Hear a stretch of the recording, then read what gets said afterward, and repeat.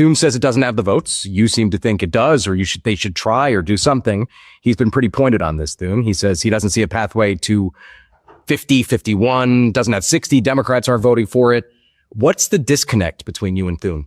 Well, we have no disconnect. I think we have a good relationship, but I view that as a very important thing. It's voter ID. If you just even take the ballots out of it, the ballots are very important, but we do that another time. Voter ID, and it's proof of citizenship.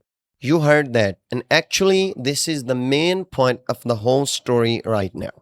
Trump still wants the Save America Act to move forward. And if the filibuster is blocking it, he wants that rule changed. But John Thune keeps coming back with one problem. The votes are just not there. And now the bigger question is not what happened before the recess. It is what Republicans are going to do when the Senate comes back. President Trump and his allies have renewed their calls to fire the parliamentarian and pass the SAVE Act. You've been very clear as to why the SAVE Act doesn't have the votes to pass and why firing the parliamentarian would create problems here. But are you worried that if you don't do what the president wants, that he's going to criticize your leadership or perhaps withdraw support for your leadership? That could happen. Look, and it's a well-known fact around here. Sometimes perhaps not fully grasped around the country, but anybody who follows this process closely knows that we don't have the votes. And the only way that you could figure out a way to get the votes, and even in that case, the Save America Act didn't even get 50 votes last week on the floor of the Senate. But even if you confine it to just the two issues of photo ID and citizenship in order to register to vote, on those two issues, it takes 60 votes in the Senate. The only way you could get there is to undo or get rid of the legislative filibuster, and there aren't even close to the votes here. And here is the important difference. Supporting the Save America Act is one thing. Getting rid of the filibuster to pass it is something else. Trump is basically saying, if the rule is stopping us, change the rule. Thune is saying, I do not have enough Republicans who want to do that. So, this is not just about whether Republicans like the bill, it is also about how far they are willing to go to pass it. But some Republicans were clearly not happy with that answer. Rick Scott, Mike Lee, and others were saying, if we do not have the result yet, why are we leaving Washington? And honestly, that is where the pressure really started to build. They wanted the Senate to stay and keep working. But in the end, the Senate still left for recess. You and a few other Republican senators, including fellow Florida Senator Ashley Moody, say that the August recess should be postponed until the Senate passes the president's election reform bill. Why do you feel that this is important to do? Well, I always think about it growing up. My mom wouldn't let us go out on the weekend until we got, clean the house. It's the sort of same thing here. We know that, number one, people all across the country, Republicans, Democrats, Independents, want secure elections. So we've got to do everything we can to get the Save America Act passed. We've got to have voter ID to vote. You have to be American to register to vote. Everybody wants it. So we've got to figure out how to get that done. That's number one. Then something really important happened. Those same senators talked directly with President Trump.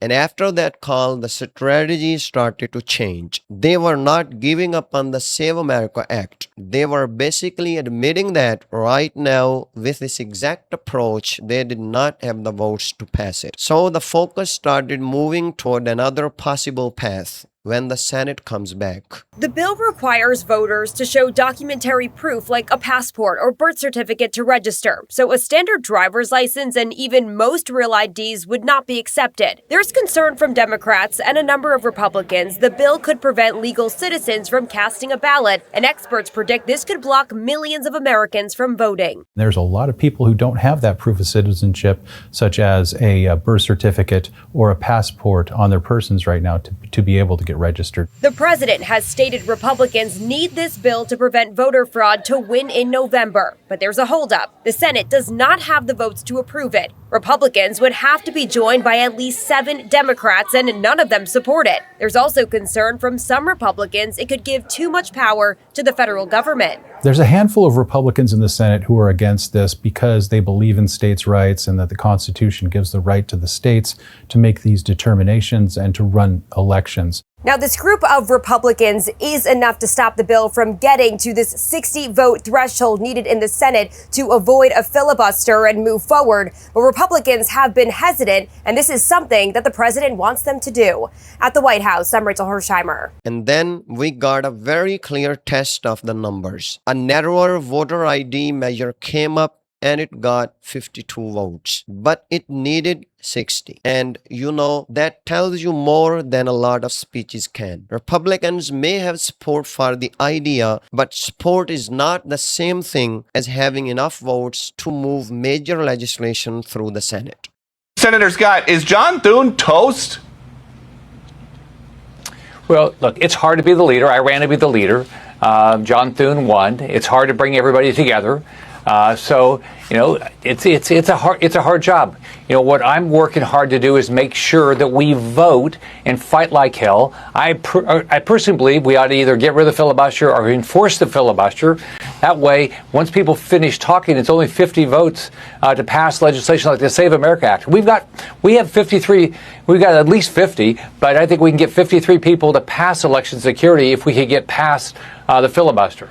Now, you might think Trump is frustrated with Thune, Save Act supporters are frustrated, so maybe Republican senators are ready to turn against Thune. But that is not really what we are seeing. Even Rick Scott, who wants much more aggressive action on this issue, still admits that leading the Senate is a hard job. And that matters, because this story is more complicated than just Trump versus Thune. Actually, I think there are 3 different fights happening at the same time. First, there is the math. Republicans simply do not have 60 votes for this right now. Second, there is the filibuster. Trump wants it gone, but several Republicans do not want to remove a rule that Democrat could use against them later. So a senator can support the Save America Act and still say, I am not ending the filibuster for this bill. And then there is the third part, what happens next. Republicans have not dropped the issue. The new idea is to try to move parts of the Save America Act through a larger budget package when the Senate returns. But here is the thing. Reconciliation is not some magic shortcut where you can put anything into a bill and suddenly avoid the 60 votes problem. Senate budget rules will still decide what can stay and what cannot. So when the Senate comes back, do not just watch for another speech saying, we are going to pass the Save Act. Watch what they actually put into the bill. Which parts survive, which parts get challenged. And most importantly, can Republicans themselves stay together behind the new plan? And there is another political problem here too. Trump's team has been looking at midterm messaging, and their own testing showed that some health care messages may give Republicans a bigger political advantage than the Save Act message. That does not mean Trump is dropping the Save America Act, but it does mean Senate Republicans are also thinking about where they want to spend their time as the election gets closer. So,